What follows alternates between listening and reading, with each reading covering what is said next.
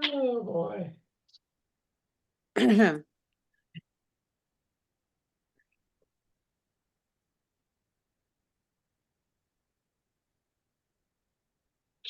Oh, I guess it's not time yet.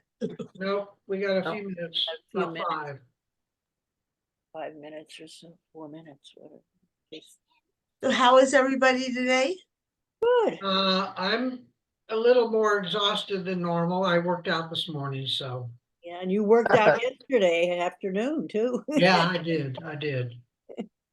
Good job. You mean Monday? Yes, Yes, Monday. Monday sorry, afternoon. yesterday, I lost a whole day there, I'm sorry.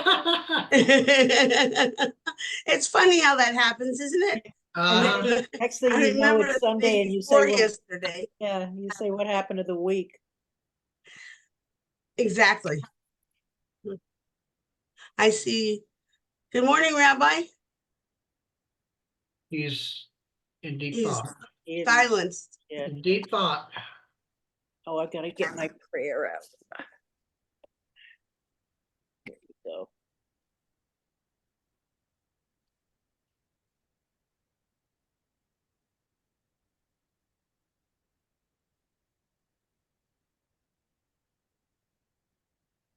Richard's joining us. Wait, good Hi, page. Richard. Morning, Richard. Hello, I discussed with Steve, let's see, I want a, view is, Gallery. I want a gallery view, there we go, got everybody. I think Friday or. This Friday night, yeah. I discussed with Steve what we should do next year for the Torah studies. And I suggested that we do like a half hour, the hour and a half, we do a half hour of the Torah study that's designated for the week, and then follow that by a discussion of the half Torah portion of the prophet. Oh, And I thought that would be very interesting, and because it pertains to what we're discussing, and we'll do something a little bit different. Right. We all have to have a knock. Yeah, Right. yeah. Who's gonna? I've got it to knock, but who's gonna do all the prep, Richard? You? Me? Oh, no, I'll give it to No, no, Steve. no, no. I just Steve. for, I don't want to dump it on. for other people to do. I see. Well, And you the know, rabbi will do it. He's here. actually, what I could do is copy Nan. and put it on, scan it, and then send it to you all each week. If we decide to do that. We go that If route. we do. So, yeah, I mean, you guys all have to decide, do you want to do it?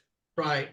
You know, we used to keep in the pockets and at the behind the seats. There was always the Haftorah for years. I guess they got Yeah. so old and crummy. Well, that was primarily because they did services on Saturdays, and that's typically when they do Haftorahs Right. readings. Mhm. So that's probably Because why they're not sometimes there when anymore. distracted, I would look through there and it was sometimes quite interesting. Yeah, but that Yeah, was we- an old of Torah that was an. We have copies of the Tanakh in the library, if I'm not mistaken. If it's not there, it's in the closet of all our prayer books. Yeah, Are probably you talking so. about the Hertz Chumash? The one that the blue one that's in the, that was in the, boardroom. This Yeah, one? that, I moved them all to the No. sanctuary.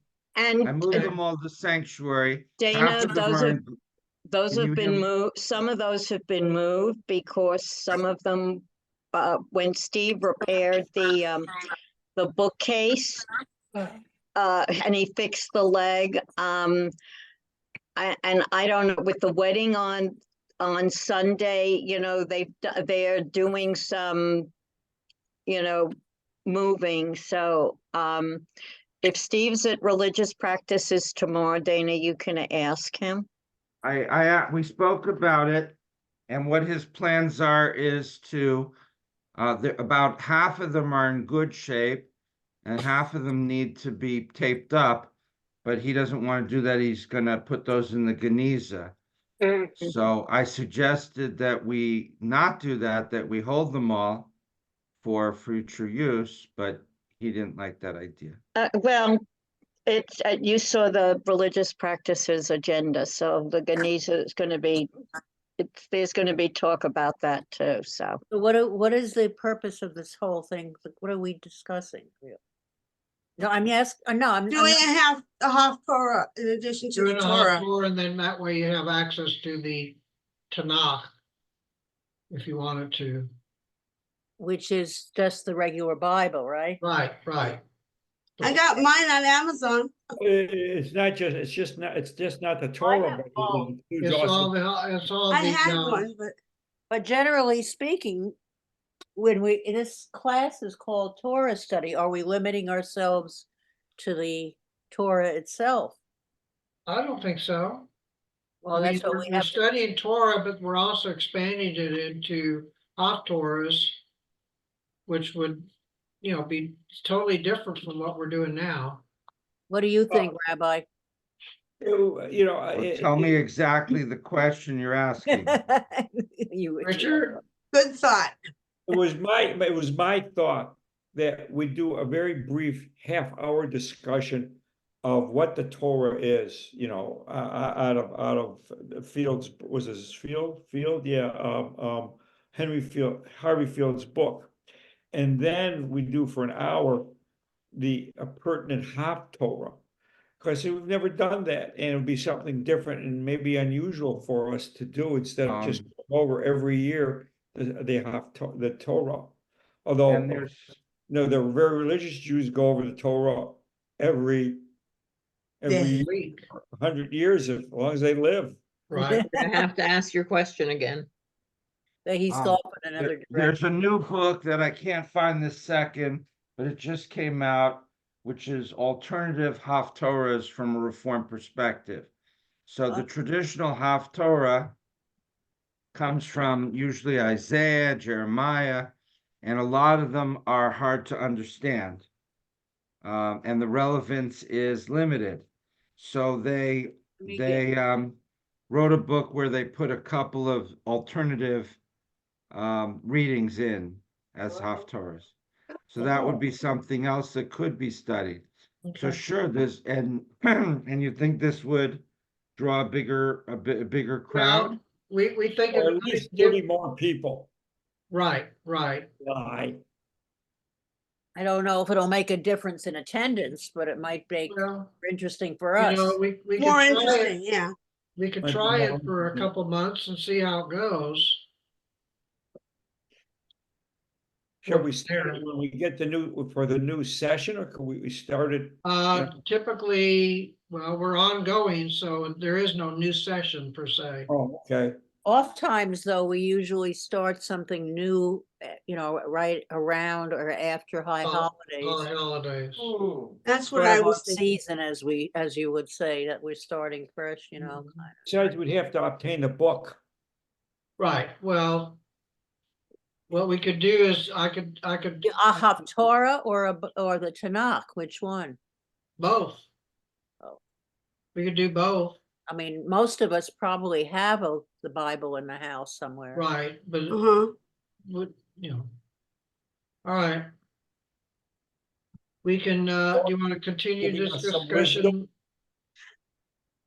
We can talk about it and then you could send out, with the next week's portion, say it has been suggested and try to get feedback. I mean, there are some people that we don't see on a weekly basis, but they might have input and maybe they will return if it's going to be different. See what they Something want to new. say and say, Yeah, we could try it in August. We could try it before the high holidays Yeah, and I just would think that would be better to see how it floats. see how it flows. And then, once the high holidays are over, we can have a set format. I mean, because there may be people who say, gee, it sounds like a good idea, But then when it becomes practice, they say, okay, I'm out of here. This is not for me or whatever. Pam So, said she true. wasn't gonna be here, I think, but I saw her Monday. She said that she wouldn't be here for this. who? Pam usually, Pam, Rich, right, Richard, and can you Evelyn is explain the not gonna be here. exact, right. Richard, can you explain the exact proposal? Oh, my proposal was in the hour and a half, we briefly do the Torah Torah. Portion. and then spend an hour on the pertinent Haftorah. portion. But I mean, that would be my proposal, but certainly doing something different like the book about alternative readings would be interesting and maybe more easier to understand. Well, that's the question, is that right now we're not doing the portion of the week, we're doing Harvey Field's Right, interpretation or presentation Right. of one issue that he collects commentaries. So,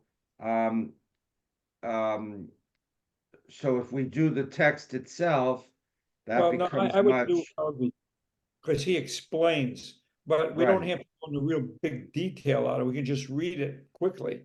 Rabbi, Well- have you looked at the book that you have, the Haftorah Reform Well, interpretation? let me see if I can find it, it's here somewhere. well, while Rabbi is looking for that, let's go ahead and do the blessings, Sure, and then we can move on. sure. Oh, all right. Together, Baruch. Baruch atah atah Adonai, Adonai Eloheinu Eloheinu melech haolam, asher Kiddushanu kitshanu, B'tzivah B'tzivah. v'zivanu, la'asot, Divrei Torah. Torah, la'asot. Blessed are you, Adonai our I, God, our God, ruler of the world, who has has sanctified us sanctified us with with your commandments and commanded us to engage in the words of Torah. Amen. Amen. Okay. Here it is. Okay. Just as I heard the amen. Here it is. So, this is called Prophetic Voices, Renewing and Reimagining Haftorah. So, it's, so for example, in this week's Parsha Mitzorah, it gives you a alternative Haftorah, very short, and then a little commentary about it. And Is you it know, a, so it has- just glancing at it, is it a discussable situation there in that book, or is it just, well, I mean, what we liked about Harvey Fields is that he brings you a series of interpreters on the same issue. right? So it generates a lot of discussion, Mhm. and that's why we've become addicted to Harvey.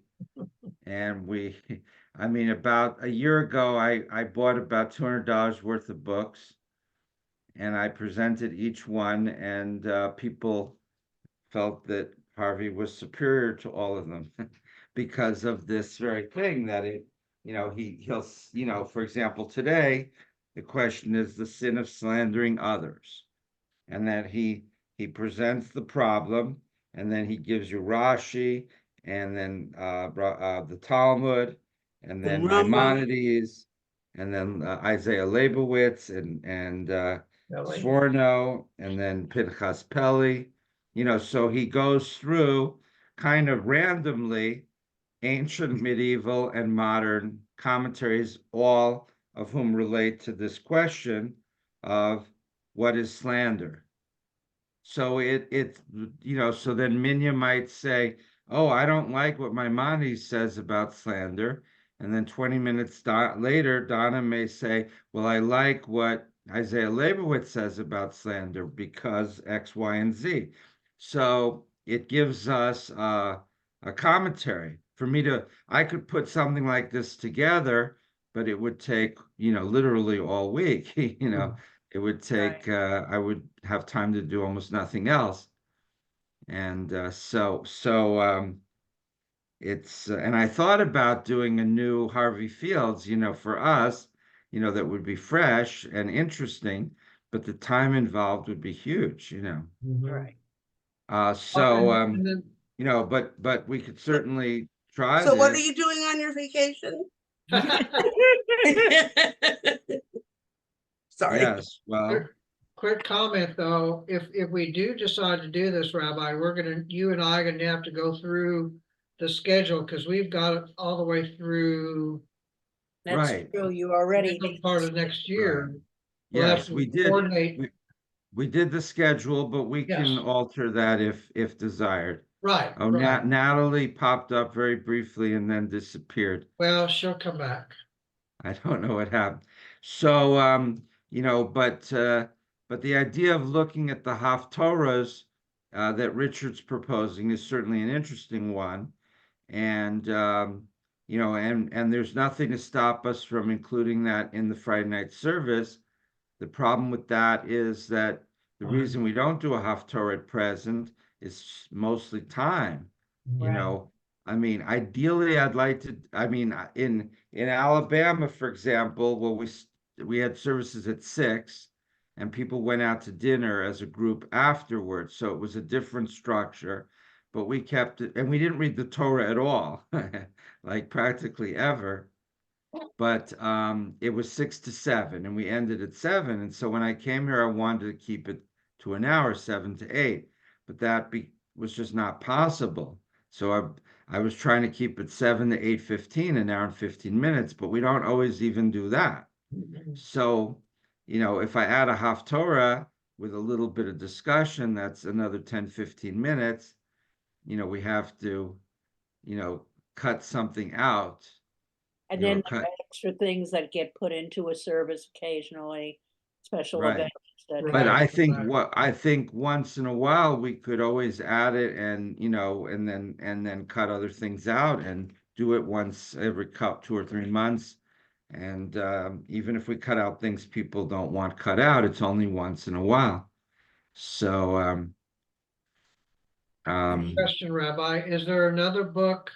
hi, Natalie. Hi, Natalie. sorry, I kept on getting on and off. Oh, You're having trouble with your internet? I don't know. I'm on my phone now. Oh, okay. Okay. Is there a book that's similar to Harvey Fields in elementary terms? Not that I'm aware of. I bought practically every book that exists. And we we scanned it and sent it to everybody. There's some interesting texts, but they're not quite like Harvey Fields, where he brings you in 2 or 3 or 4 paragraphs a given commentator. So for example, Jonathan Sacks, who just died recently, was the chief rabbi of the Britain. He's got a lot of commentaries on the weekly portion, but they're Jonathan Sacks's commentaries.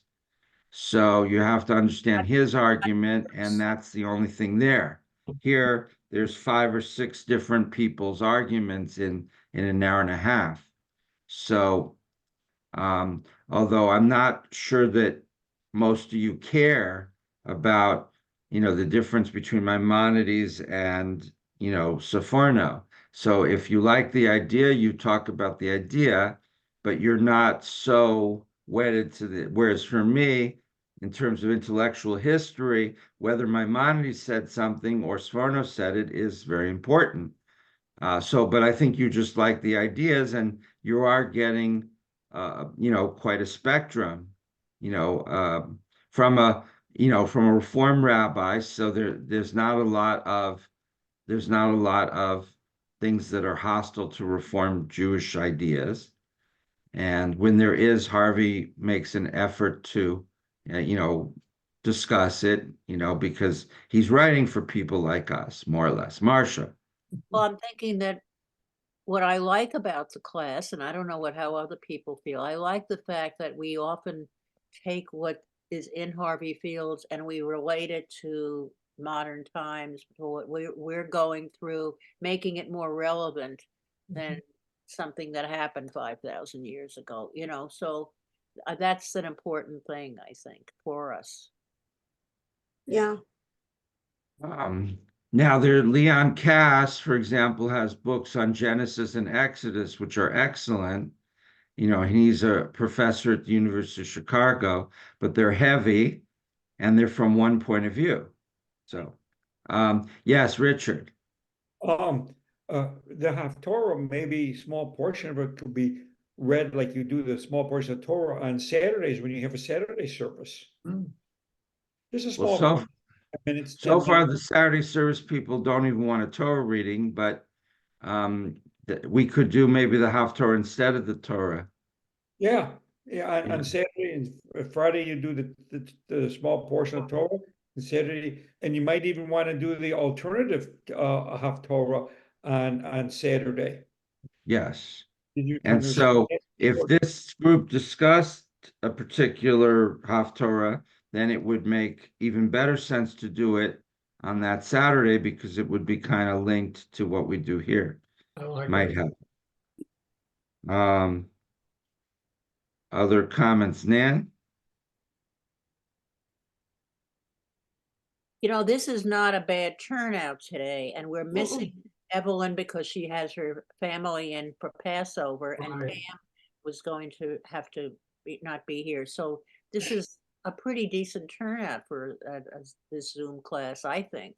What is it? So there would have been 12 of us, not counting you, so that's 11. That would have been 13 if Pam was here. Um, No, 12, you're right. No, 1, 2, 3, 4 times. Well, Times 4, right? So the 6 is more than that. It's 16 minus 1, so it's 15 people. So So I was here so also, but he's gone. so what do you think of Richard's idea about doing Haftorah? And Richard, can you be more specific about what texts we would use? That I was thinking of using we do a little bit of the Torah portion that we're doing now, but we don't have a big discussion on it and because we've gone through it already. And it's basically the same people. But then just have a very little, or maybe you even say, this is a small portion, this is what we've done. And now we're going to talk about the Haftorah portion, whatever portion we use, either the traditional Haftorah or the alternate one, and spend maybe 45 minutes an hour on that. Spend 45 minutes on Torah and 45 minutes on the Haftorah. And just we use the text? And and just just use use the, the text. Use the No, text. no commentary. Well, that I don't know, because you're much more, should we do the alternative one, which has some explanation that we could A little understand? bit. And I assume that it is more, it's easier to understand. That's probably what we would want. I mean, we're not deep scholars, none of us, except for you. I mean, I'm not a scholar of the Torah or of Judaism. Yeah, so that's the key question for me is what commentaries or what aids would we use in studying the Haftorah? With that book, well, we could discuss it next time. Look at your book and see if you think that alternative Torah has explanations that would be helpful for us. So. Dana, it didn't sound when you looked at the book like that. Like for instance, this week was particularly relevant that something. I mean, I contributed 3 or 4 little things to this, and so they sent me I think they sent me a free copy. Maybe no, they didn't. They didn't even do that, but I was rather disappointed with the volume, unfortunately. Rabbi, Let's set that one aside. We'll put that one. Yes, Rabbi, Nan. I think that maybe we should think about it, and if you could send us just like a little blurb before, say before next week's Torah session or within the next month or so, of what the type of choices would be, like a sample from the original Tanakh, which you said is very heavy, and then a sample of a commentary, so of from the same portion, so that we could sort of see it and we can talk about it and get a feel for it, So we're talking intelligently. Right, Exactly. right. I mean, because personally, if it's going to be, 45 minutes of heavy original Haftorah, I may say, all right, I'll be here for the Torah study, but then I'm going to leave and I'm not going to do the other. And I think, I don't know, but Right, I have no knowledge of any good, interesting Haftorah interpretive tool. The Reform movement came out with a book on the Haftorahs about 15 years ago, and then they came out with this. So they're aware of the problem, but neither one, the other one is the traditional Haftorahs, and it has a short commentary, mostly technical stuff. And this one offers some alternative readings. If there were 3 or 4 of you that wanted to work with me, we could come up with an alternative reading that would have, some connection to the Torah text, but I don't have anything like Harvey Fields where you have different people. Now there's various commentators, who write about the different prophetic books. So if the Haftorah next week is, let's say, from Isaiah, there are many commentaries in English on Isaiah, and they range from, very scholarly to, very Christian to, all sorts of things in between. So we could try to dig up some of those and find something. But my experience with presenting different texts to you last year was that none of these texts will be particularly exciting. They're all from one point of view, and you have to really want to understand the text. And so, I did a course on Jeremiah and Isaiah, the 4-week course. Did anyone here take that? So what do you think of that course? Steve, That would What? Well, that was 4 weeks on 2 prophets. Here we'd be doing a different prophet or a section from a different prophet each week. So based on that, Richard, do you think we could? oh, it sounds like it's more complicated than I thought. You're a troublemaker, Richard. Because here we don't really only read a small part. We really don't even read the Torah. We're just reading a small portion of it. Right. And analyzing that small portion of that small portion. Right. And what's nice is, for example, the topic here is slander. So it's from the Torah, but everybody has an opinion about gossip and about, I thought her dress was in such bad taste. It was so ugly. Is that allowed are you allowed to say that? Or is that considered, a bad thing? But how can I just spend my morning with my 3 best friends and not say, something so obvious that the party last night, she wore this most hard dress in these bright, bright colors. And, if I don't say it, I feel like so everybody has the interest in this subject that we're talking about this morning.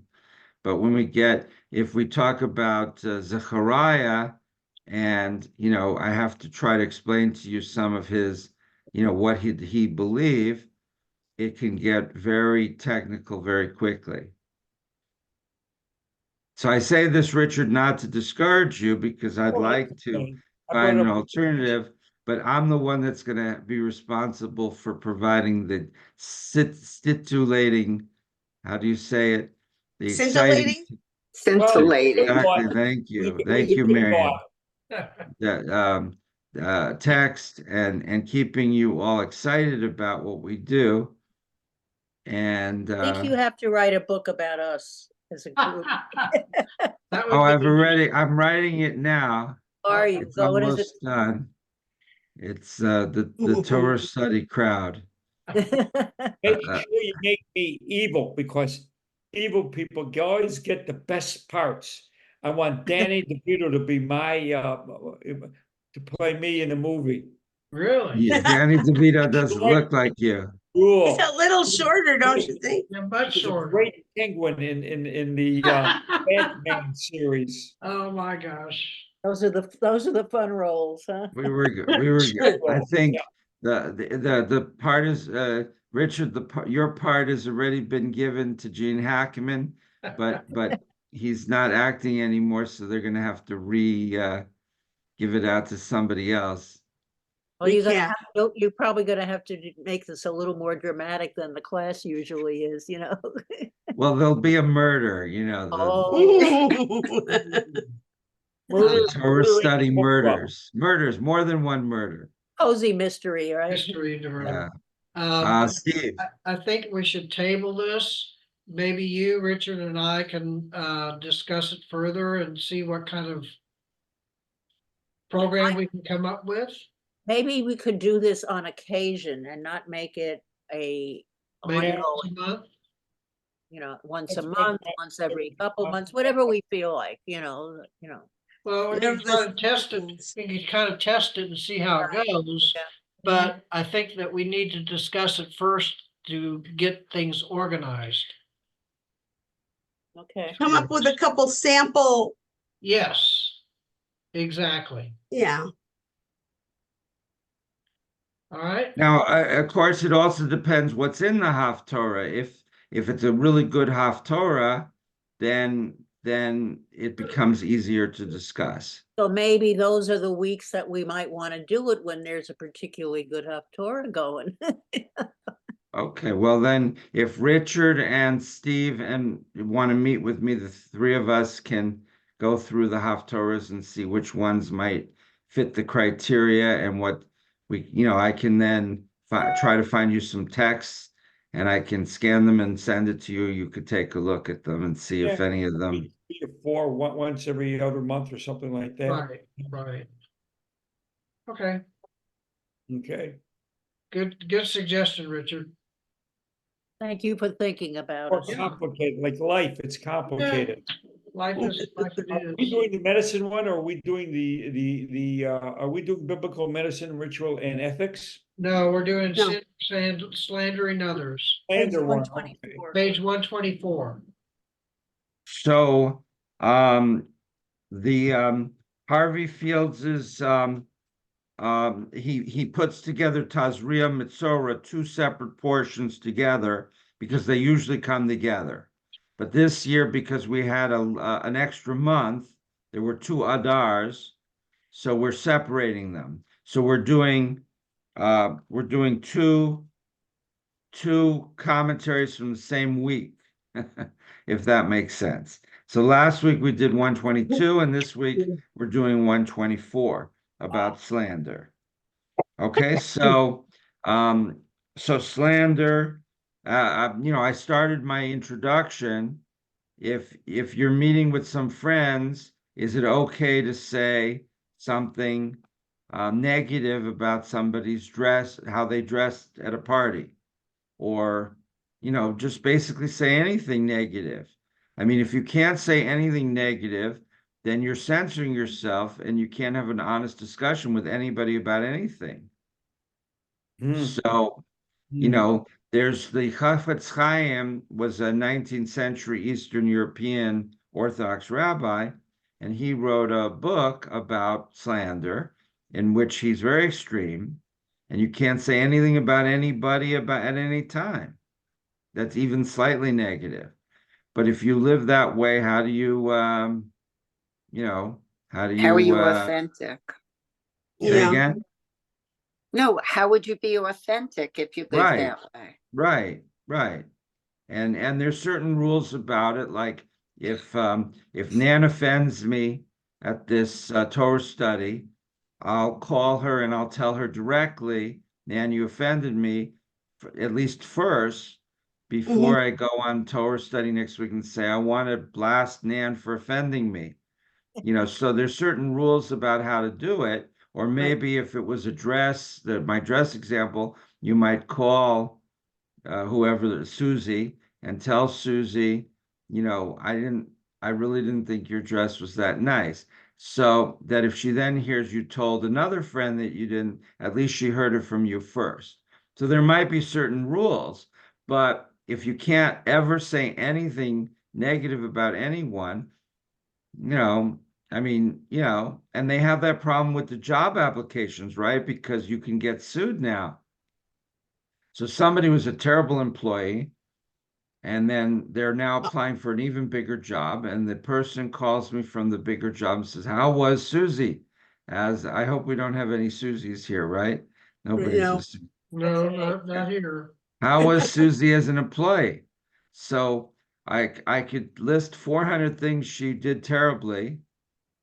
So am I going to do that and risk getting, sued? So I said, she's great employee, wonderful, superlative. I So think either you way, can't even say that in some places. All you can do is verify that you work here. oh Yeah, my. yeah. So then, Yeah, so and then, then you don't slander because she worked here. so then you can't say anything. So, Right. so it's, so anyway, it becomes impossible. So, but here, when we're talking about in the Torah, we may mean it in a very specific context, right? Like you can say something that's, a really serious offense, and God could make you break out with a skin disease or worse. So we're not necessarily here talking about the standard, saying something negative about someone. But so there's two issues here. There's general gossip, and then there's the particular case that we're going to be talking about. And they may not be the same, but I thought it would be interesting to expand it. Okay, so a few short directed comments or questions or anything like that. Minya, Marcia, Shirley. At first, I was wondering why it was skin afflictions, but then the more I thought about it, I realized that that would be the one thing that other people could see and then question what happened to you if they would do that, or just wonder what happened. And then I had a different point of view as far as why it was skin diseases. So it's something that shows up. It's like the Scarlet Letter, right? You Mhm. remember that book? Right. So, she had to wear a big red A. A on her clothes. If she was supposed to wear something under her clothes, nobody would see it. Exactly. So the whole point is that it's something everybody would see. Donna, Natalie, Marion. As my mother used to say as I was growing up, if you can't say anything nice about somebody, don't say it at all. My mother said that too. So, do you believe that, Donna? Do I believe it? Yes. Right. I Under mean, all circumstances. No. yeah. Well, yeah, I can't think of anywhere I would say something negative to somebody. In some situations, isn't it, if someone asks you to, depending on who you are and what position you're in, Yeah.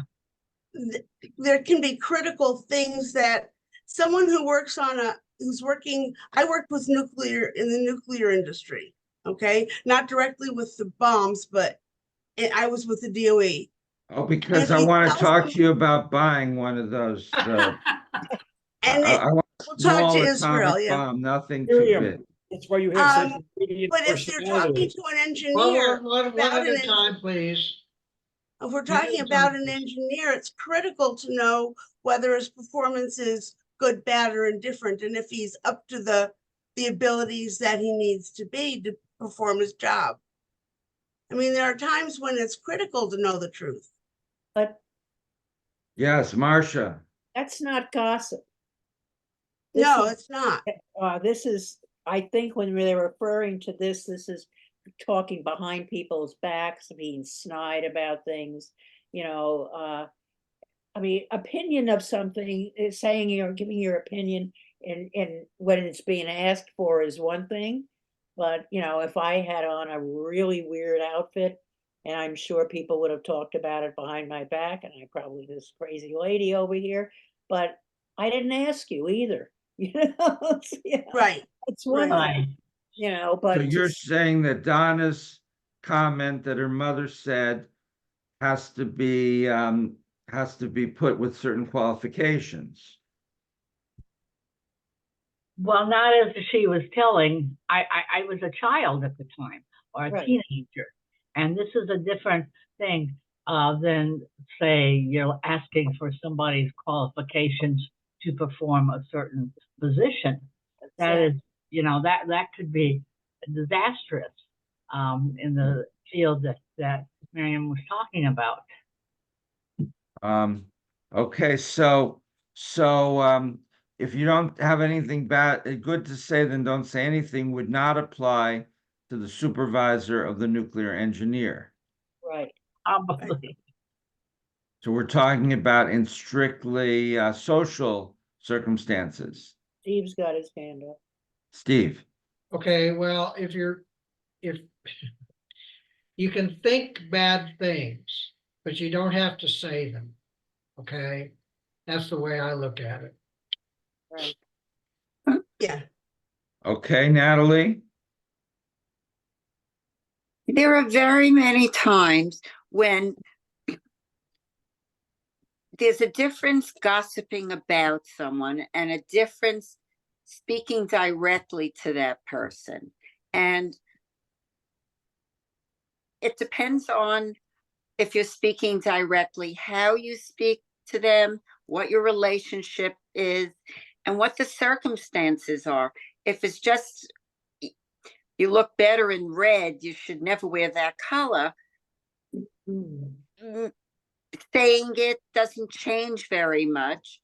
But maybe the person is glad to hear that. Okay, I'll think about that.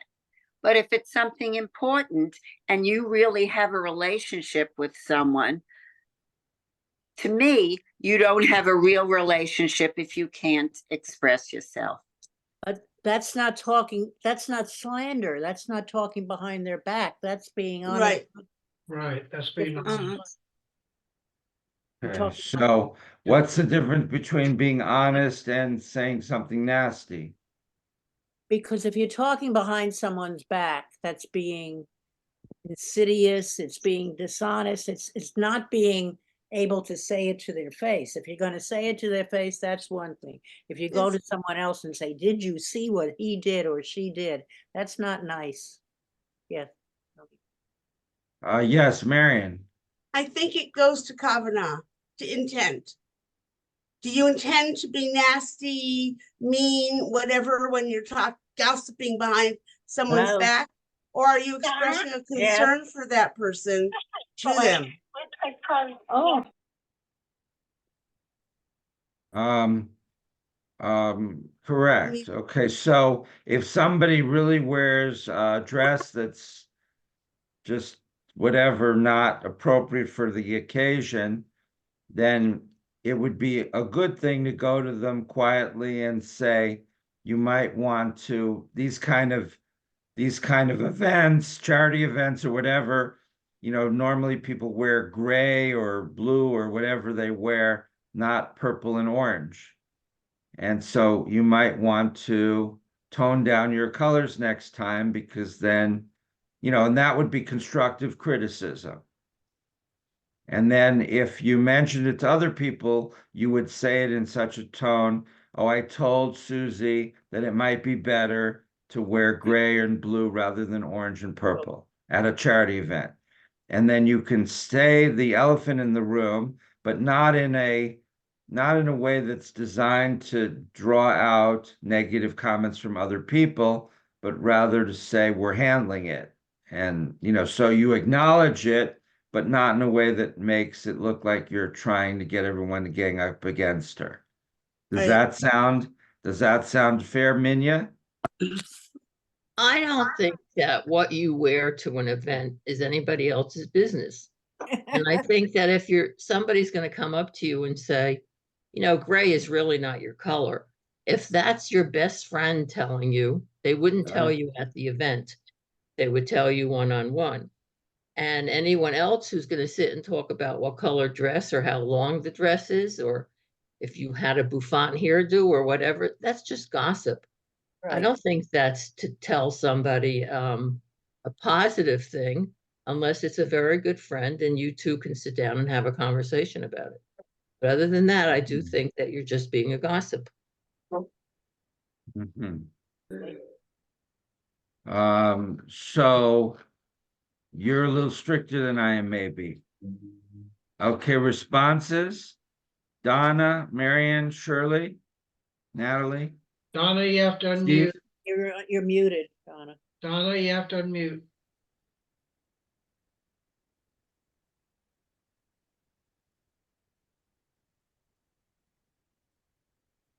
Yes, okay. Thank you. In that case, if it's your best friend telling you over a cup of coffee the next day, as Minya says, if it's not, if it's just I don't like your dress you have on today. Okay, so you don't like it. Do I care whether you like it or not? No, you have to sometimes have broad shoulders.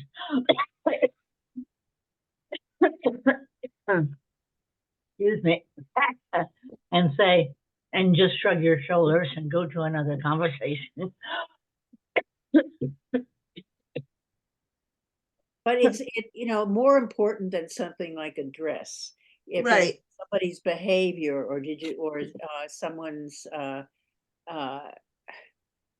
you're talking about someone, let's say there's like someone's this would never happen here. And I lived in Massachusetts. There was within the church choir, this particular church, there was an affair going on, and everybody in town knew about it, and they were all talking about it behind these people's backs, and that is slander. I mean, I don't know. I didn't see That's it. the shun hurrah. So it's not necessary to say these things behind people's backs, I think that's more than just what dress you're wearing or what hat you've got on or whatever. And sometimes it's more behavior of someone's behavior that gets commented on that really you could do without saying it if you're hurting their feelings. Ah, okay. And sometimes people, I always say it's not an excuse, but people have problems going on in their lives, and sometimes, they'll walk right past you without saying hello or something, and you take offense about it, and then you wind up saying something nasty, and it just becomes a big, ongoing,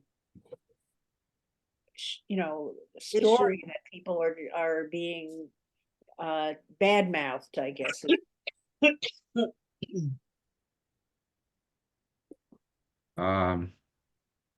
But you see how complicated this can become.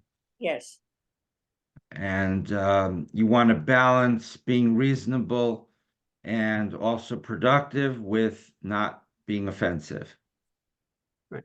And we can give certain cases, and most people might agree that somebody was appropriate or not appropriate, but not everybody.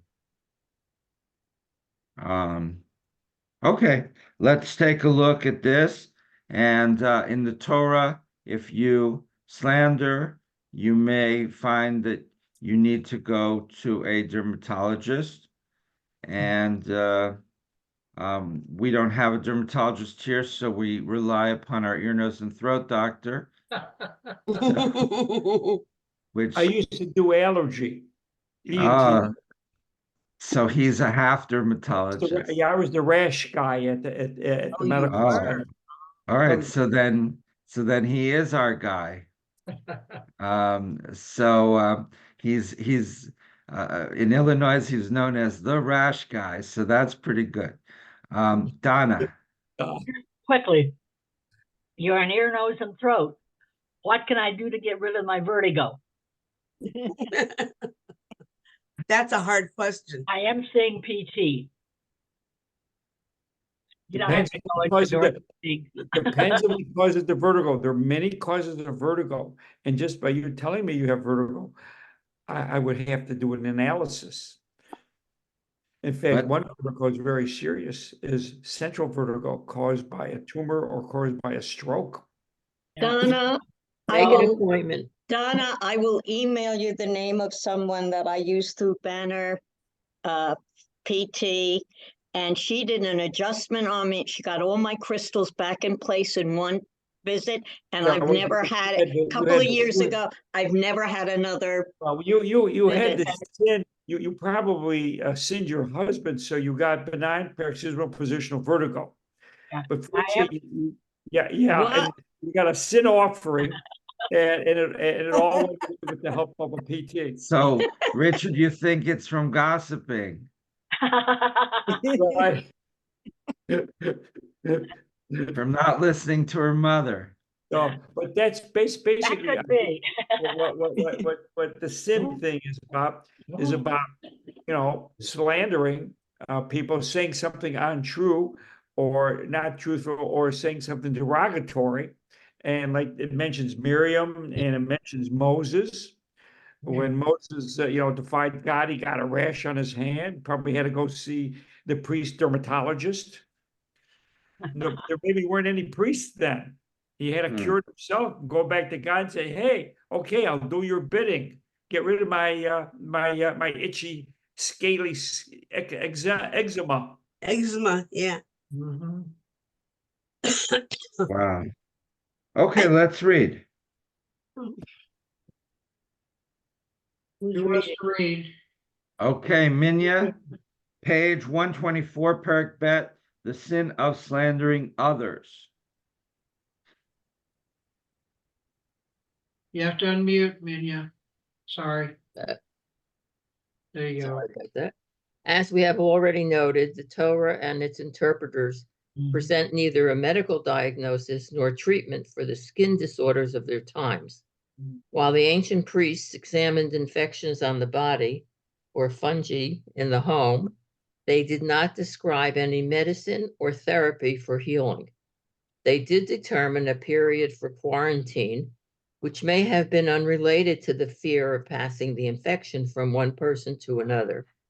Instead, the isolation of the infected person seems to grow out of a concern for guarding the community against people who were unclean or impure because of some wrongdoing. It is for that reason that the offering brought by a person who has been cured of a skin disease or whose home has been infected is called a sin offering. The rituals of the offerings in the sanctuary are meant to celebrate purification, the end of being considered unclean. All such wrongdoings that cause infections are forgiven through the sacrifices and offerings brought to the priest at the sanctuary. Okay, stop. Who can summarize so far? Richard and Marion.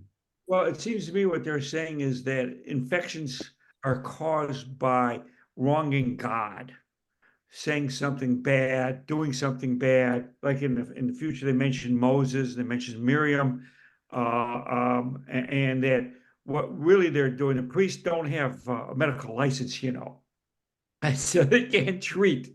But what they're saying is that they isolate the individual until they get better, and then they bring a sin offering because they sinned God, and that's why they got their infection or dermatitis or whatever, or mold in their house. And they were unclean, and now they're clean again, they're purified. In a way, it was really a public health issue, but They, of course, didn't define that because they didn't understand public health at that time. And so they are blaming it on the person doing something bad. Right, right. So you get all this white stuff on your nose. It's a sign that you've been doing bad stuff. So Yeah, you have to bring a sin offering to ask God to forgive you. Yeah. Okay. what it says. Okay. Sounds okay? No. No. Well, it Why? sounds like what was there. Right? But Well, I just had two thoughts. They said that they were protecting the population from someone who had done sinned against God. But it turns out that they were actually doing what was exactly right to protect the health of the tribe, because they were putting people who were infected, not by doing something wrong, as far as we know, by God, but just infected with whatever was available at, around at the time. And by isolating them until it goes away, they were protecting the health of the tribe. And it wasn't intentional, but it worked out that way. Marcia, It isn't even rational though, because if they got this skin problem because of having slandered somebody, it shouldn't be contagious. So they didn't know they were doing something, yeah, because slandering is not a contagion unless the other Right. person does it and does it and does it, and as we do the telephone thing, of gossip, so it didn't make sense. It just happened they fell upon the right answer. Right. Well, kind of like not eating pork, because back before Right. refrigeration, pork made you sick, and that, but you were doing the right thing, but for a different reason. Exactly. Same thing here. and they just had an article a couple days ago saying that people should stop eating so much shellfish because of the forever plastics go to the bottom of the ocean and they're somehow absorbed into especially lobsters. And so people who eat a lot of lobsters are at higher risk for certain things. Did you hear that, Richard? Yeah, it's getting pretty hairy out there with the plastic. Yeah. So this is a new problem because they didn't have these plastics in the ocean 2,500 years ago, Nope. but it's the same kind of a But thing. they were So- easily contaminated foods, and Right. they could see Right. that people were getting sick from eating those kinds of things, But And they then do have lobster farms and shrimp farms, which, Sounds good. would make it available and not such a, Angie's Lobsters has their own farm, so I it's don't not know from the about bottom of even- the sea. Even so, it's in the water, so That's right. It's the same thing. it's gonna be the same water. Maybe their farms use purified water in the tanks, Gotta be well, maybe. Well, make your decision and take your risks. Okay, Amelia, back to you. Many commentators ask, what was the wrongdoing or the sin that brought on such serious infections and prompted the emergency procedure of quarantine? In answering that question, interpreters focus attention upon the record of major biblical personalities who are said to have been afflicted with Sa'arat or Yes. skin disorders. Rashi, for example, points out that Moses suffered from a serious skin disease after he complained to God that the people of Israel would not listen to him. Because he implied that the people refused to follow God's commandments, Moses was punished. The Torah says that his hand became infected as white as snow. I have a question. Does anybody know what color skin Moses had? Because I don't think No. if he's already white, why is his hand being affected is white as snow. It Sounds might like just be a a. letter. I think though, it is, Leprosy. thought that people from that region were of darker That's pigment. what I was He wondering. may not have been black, like, a lot of African Americans, but he may have been darker complected, more like Hispanics or Arabic. some of the Mediterranean Yeah. people. But I think it Like was olive. believed. I mean, Cleopatra, they say, was a Was black also woman, dark. but because of that was dark skin. And I think there are references that he was dark, so that made a big His wife was. change. Right, and they say Mhm. that. Mhm. Yeah, and that caused a certain problem in his family, as we've seen that story. Okay, good. So, but even if your skin is white like this, white like snow is a different white. It's like a much whiter white. And so, if I had leprosy on my hand, you'd be able to see it very, very clearly. Right. So crusty, probably coating of some sort of a skin got scabby, white scabbiness on it, or if that's the expression for it.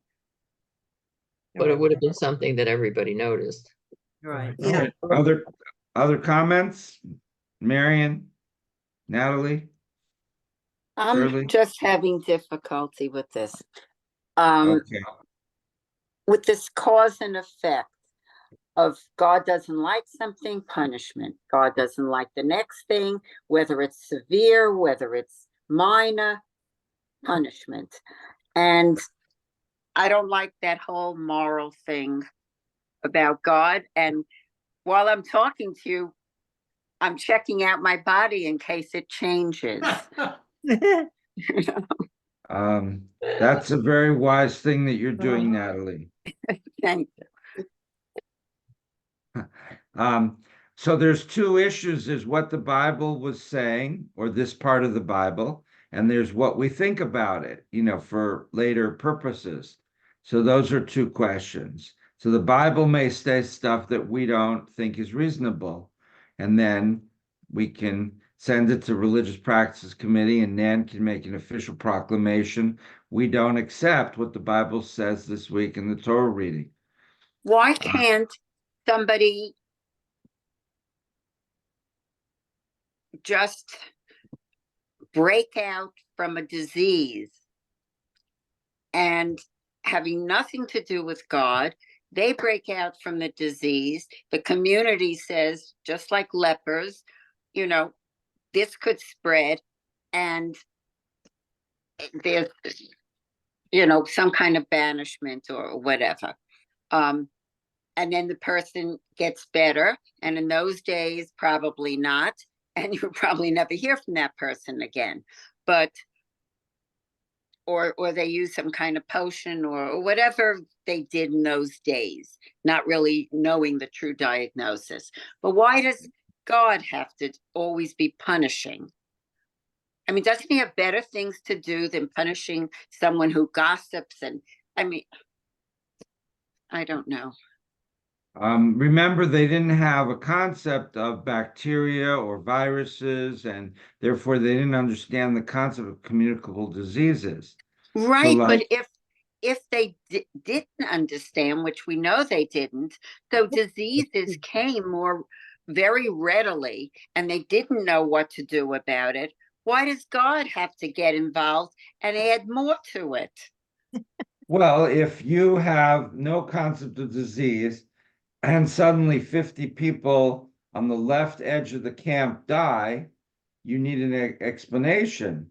And the explanation is that's where all the anti-Moses people were, and that God struck them down dead because of their opposition to Moses. But it didn't even sound like what you talked about. What Moses did was terribly bad. I'm not justifying it, right? I'm just trying to explain it, right? It's I mean, I'm not gonna I'm gonna let Marion and then Right. Marcia try. I want to say about it that I don't think that God necessarily, I don't know that they even, well, they probably did believe it because they didn't have anything else to attribute it to. It was like that or nothing. But I think that what we're supposed to take from it is not that we had a punishing God, but that there were things that were done that are not pleasing to God in God's sight, and that maybe are not pleasing to other humans, and that we need to learn the lesson of Lashon Hara, that we need to learn not to gossip, not to speak behind people's back, to say if you're going to say anything, say something nice. And I think that the purpose of the portion wasn't to talk about God punishing, but to show that that this is something not to do. Right. That's I'm not not saying that I think that was the purpose of, Oh, right. I'm just saying the more I seem to study, the more I see my Christian friends who believe in Jesus, no matter what he ever did, no matter everything is positive, Right.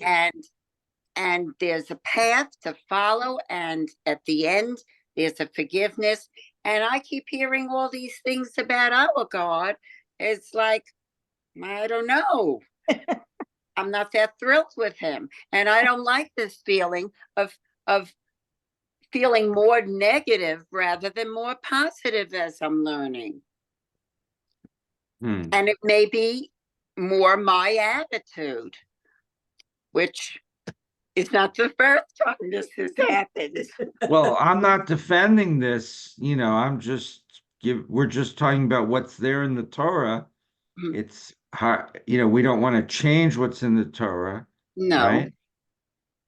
So but that, maybe you can send me some passages that make me feel more connected and positive.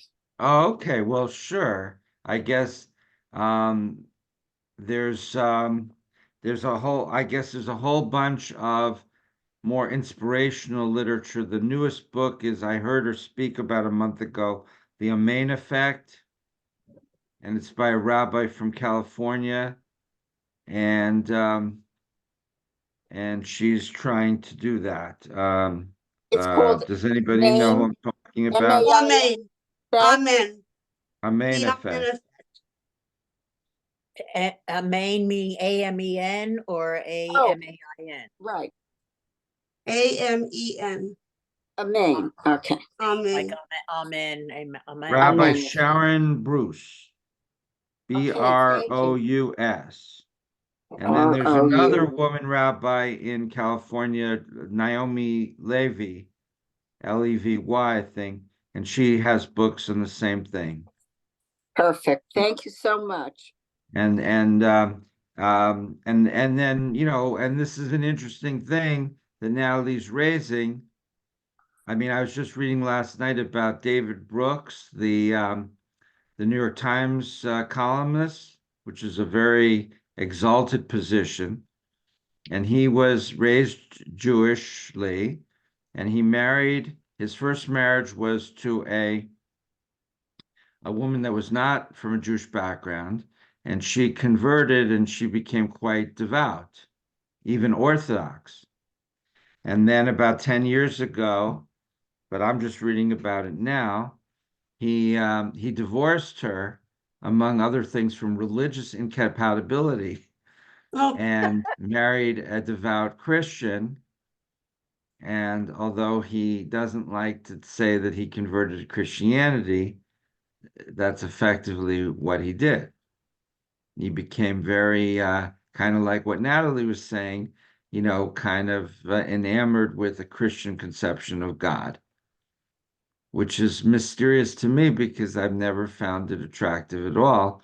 But I guess it depends how you view things and what you what you want, what you don't want, you know. So so it was very, and his children are quite Jewish, from his first marriage. His son moved to Israel and went and joined the army there. So it must be quite an interesting experience to be in the broader Brooks. Also, his second wife, the devout Christian, started out as his research assistant when he was married to his first wife. So there seems to be, I don't want to gossip because then I'll turn all white, There you go, you're but saying but nice. You'll get dermatitis on your head. On his head. Richard, but you'll be there to help fix it up. Right, I'll get you a wig. No one will know. I feel so much better having Richard around, but I'd rather avoid these problems in the first place. Marcia and then Donna. I'm having a problem with Harvey Fields because I opened the Bible up and I looked up what he was referring to about Moses, and it's got nothing to do with slander, or Where are you referencing? Moses. See, it says the Torah said Where that in the his hand Bible? became infected. Exodus 4:1-6. So I looked that up. And what it Exodus 4, yeah, he's complaining that 16. what if they do not believe me and don't listen to me? And the Lord said, put your hand in your bosom, and when you take it out, it's going to be white as snow, and then they'll be so stunned by the whole thing. Put your hand and back in your bosom, and your hand comes out, and now it's clear, and they will believe you. So that, and then it goes on to, there's another test that he gives Moses to do, but it had nothing to do with slander. It had nothing to do with them not believe, they don't believe the commandments. It's a totally different thing. I don't know where Harvey Fields comes up with this thing. That's Rashi. That's not Fields, I don't think. Well, Rashi Harvey would put be- it in there. His I'm sorry, example is- I need to leave for a meeting that I've forgotten about. So I'm sorry, I'm gonna have to leave. I'll see you next week, and Hag Sameach in the meantime. Donna, don't say, if you don't have anything nice to say, don't say anything. I promise. Don't do anything rash. I won't. I don't want a rash. That's a dermatologist joke, right? That's right. Hag Sameach, Donna. Anyway, I looked it up and it was totally different than what he's quoting there. So, remember that commentators can also interpret things contrary to the plain meaning, the pshat of the text. right. But this parsha is raising some difficult questions. What are the, Okay. why is it difficult yeah. for you not to think about not slandering? I don't think that's difficult. Yeah. Okay. Because you're such a well-meaning person. Well, I am. There are things I just wouldn't say, about people behind their backs. All right, raise your hand if you grapple with what's appropriate to say and what's not, or as opposed to if you think it's pretty much basically straightforward. Raise your hand if you think these are difficult. All right, I'm the only one. All right. Nan agrees. Yeah. Nan agrees with me. Thank you. Okay, Minya, back to you. Earlier rabbinic tradition argues that Miriam, the sister of Moses and Aaron, was stricken with a skin disease because she slandered her brothers by gossiping about their relationships with their wives. They are busy leading the people and make no time to spend at home, the rabbis accuse her of saying. They also point out that she embarrassed Moses publicly by questioning his marriage to a Cushite woman and by implying that she was as important a prophet as he was. For her gossip, slander, and public accusations, say the rabbis, Miriam was punished with a serious skin infection. Whoa, whoa, whoa, whoa, whoa, whoa, whoa. So there's 3 accusations there, 3 separate things that Miriam is supposed to have done. Mhm. Gossip, Well, but specific things. So number 1, the rabbi said she's criticizing them for not being good husbands. Yes, Nan. I wouldn't consider that necessarily gossip. I mean, I think she stated a fact that this, you know, that Moses wasn't home a lot. He was doing God's bidding. And so I don't see that as slander or gossip. But it's But all in how you personally- say it. If you say Moses needs to spend more time at home, his poor children don't know who he is. But or as opposed to saying, Moses is a terrible person and he neglects his, it's how you say it, right? And but they're not saying that in the Torah. They're just saying that she said he doesn't spend time at Right. home with the family. And we know that, It's I mean, more from the descriptions, factual. that's more factual because Okay. he's on the mount, he's on Mount Sinai for 40 days and people, he's missing in action. Even the Israelites are questioning where he is and what he's doing. So, so I saw it more as a restatement of fact and not a negative. I guess it depends how you perceive it. Richard. Well, this is the rabbinic interpretation. And certainly you have a right to say what you're saying, and perhaps when we look at between Moses and his sibling, they may have a genetic disorder, some sort of a skin condition that's genetic. From a modern standpoint, but of course we don't know if this is oral traditions that were 800 years before written down. So that nobody even knows if Moses actually exhibited or a person like him exhibited. But that wasn't what that was about. Marcia.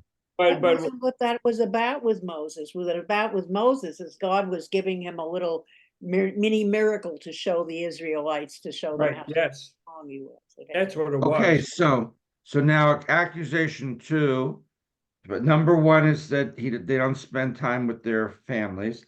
Number 2, he's married a black woman. What do you think about that one? Prejudice. So she Or should, somebody not if of, she said someone that, not of then his, she should be Judgmental. punished. That's judgmental. yeah, and- is it and- like that or just someone not of his tribe? Is that what they mean? Well, that's the Yeah. question. The Cushites are not of the tribe. They're, he intermarried. So you could look at it that way. Or you could look at it, the Cushites were presumably black. So, so yes, Natalie. I think we're looking also by today's standards where we're saying, oh, that's judgmental, that's prejudicial. Michael and I, it's a second marriage, but we're married almost 30 years. And all 4 children, 2 for me, 2 for Michael, married Christians. And only one were we questioning.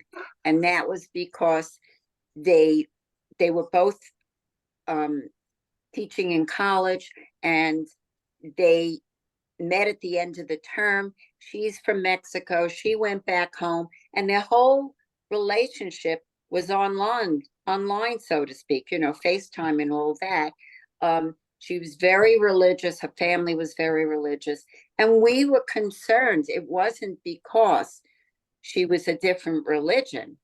It was because everything was completely different. Her culture, her values at the time. And So maybe some of it isn't just she was black.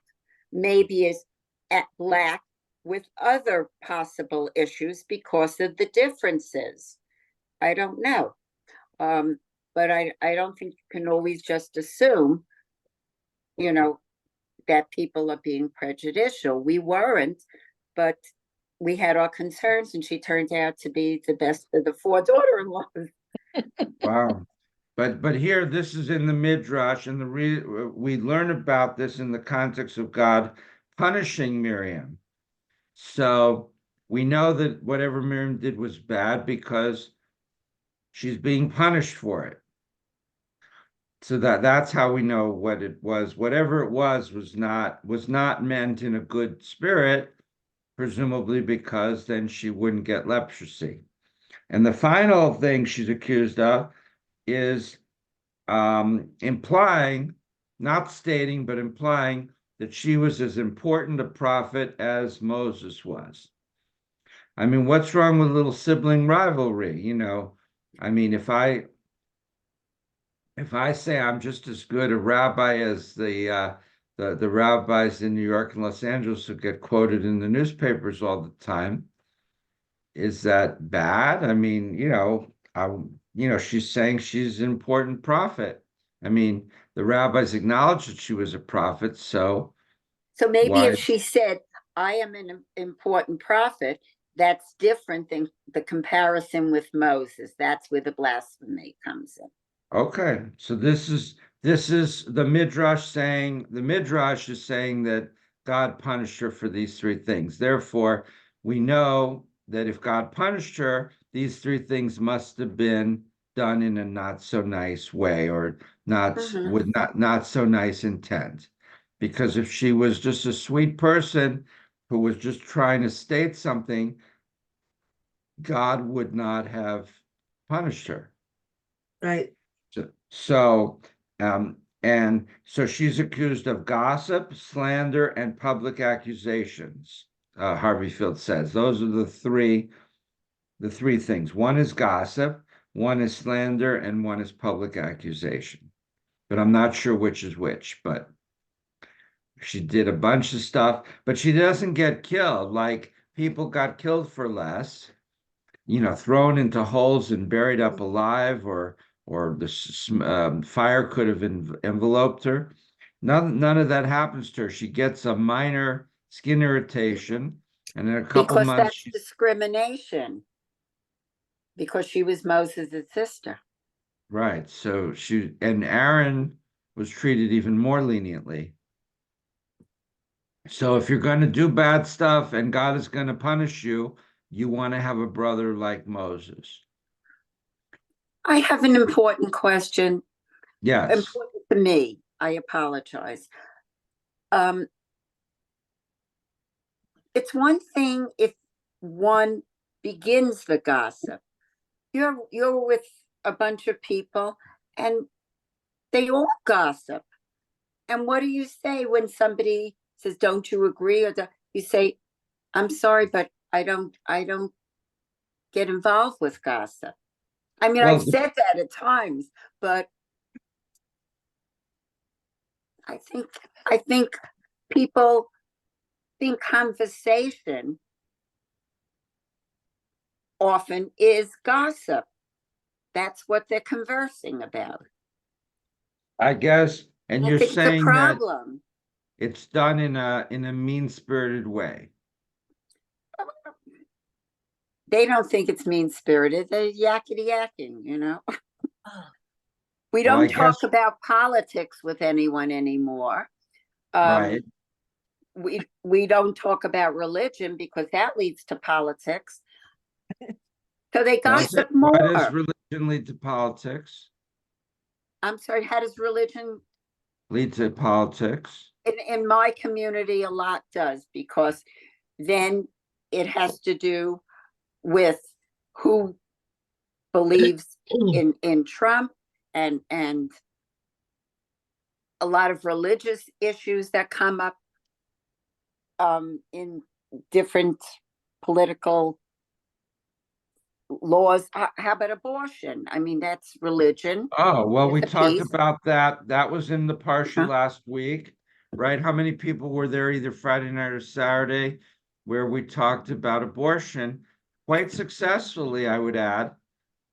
There wasn't any overtly political comments. I I'm kept stressing. sorry I wasn't there because So I'm doing the petition for months about reproductive rights in Arizona. So that would have so been important for me to hear. So Friday night, I give a very, very cautious sermon about the Jewish approach to abortion in light of this law. I did make a few comments about the legal system and how it worked that one of our congregants, who's a family lawyer, felt were inaccurate, which may have been partially true.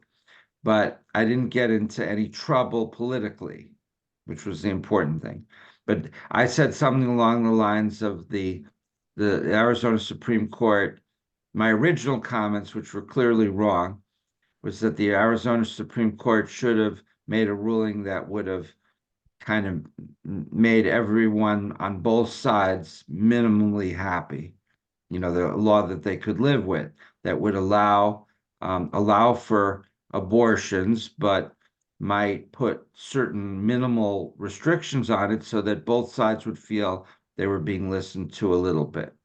And then she said that the Supreme Court, Arizona State Supreme Court's job is not to do that sort of thing, but just to rule on the constitutionality of a law. So then later I said that it should have been the legislature which should have tried to work out a compromise, and she didn't like that much better.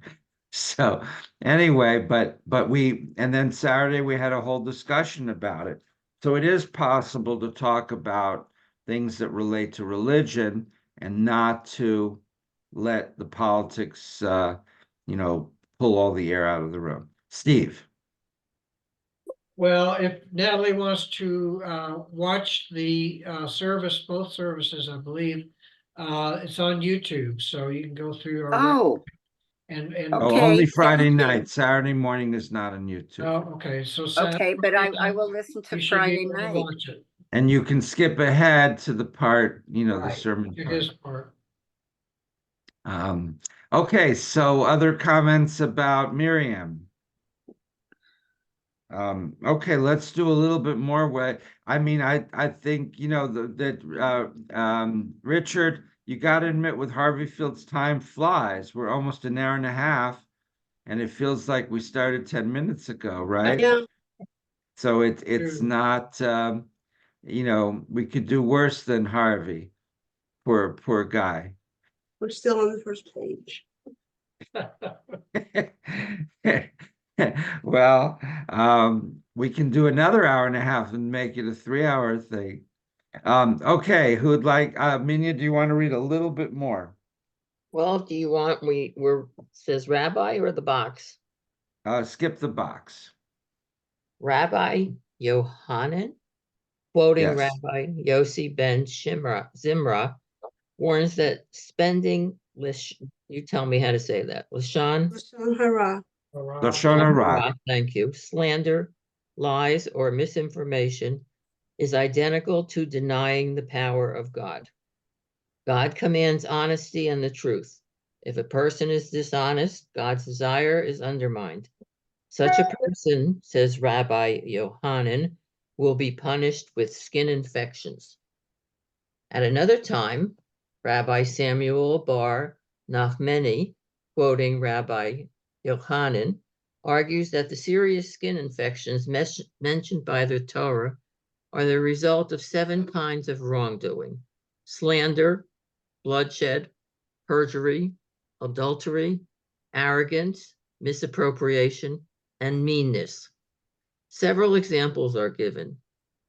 Yoav is punished with skin disease because he murders Abner. Gehazi is inflicted because he lies to Naaman. Pharaoh is penalized because he takes Sarah away from her husband Abraham. King Azariah is inflicted with skin disease because he seeks to appropriate the priesthood under his power. For all the rabbis, all these examples prove that Saharat is the result of wrongdoing. It should not surprise us that Moses Maimonides agrees. The great physician and Torah interpreter maintains that Saharat, skin disease, is not a natural phenomenon, but rather a sign and a wonder for the people of Israel to warn them against Lashon Hara, evil talk. Richard, this is a great doctor. He was such a great doctor. The Sultan of Egypt made him his Yes. personal physician.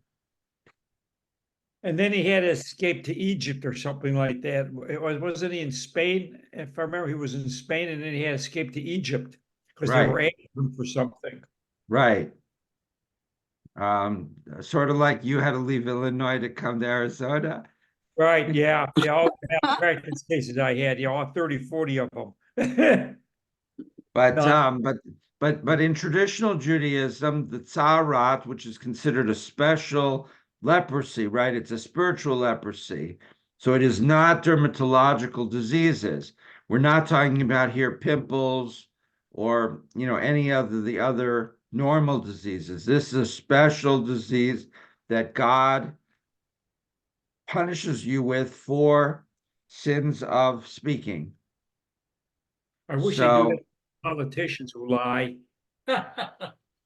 And that's why a lot of the politicians have to wear makeup when they go on TV to cover up their leprosy. They have special makeup artists on all the major stations, Because they all have skin rashes, every last one of them.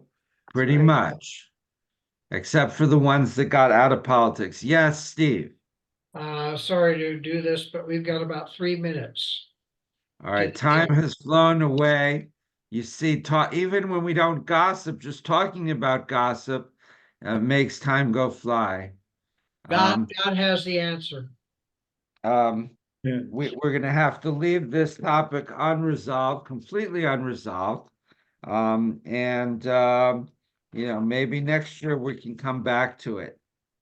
Yeah, We I'll conclude gossip with, about it next time. say again? I'm gonna gossip about gossip next time. All right. We conclude with the final blessing. Steve, over to you. Okay, let's do it together. Baruch. Baruch Adonai, Eloheinu, Eloheinu melech haolam, asher natan lanu Torah Torah emet emet, v'chaye olam, haolam l'tah b'tocheinu. Einu.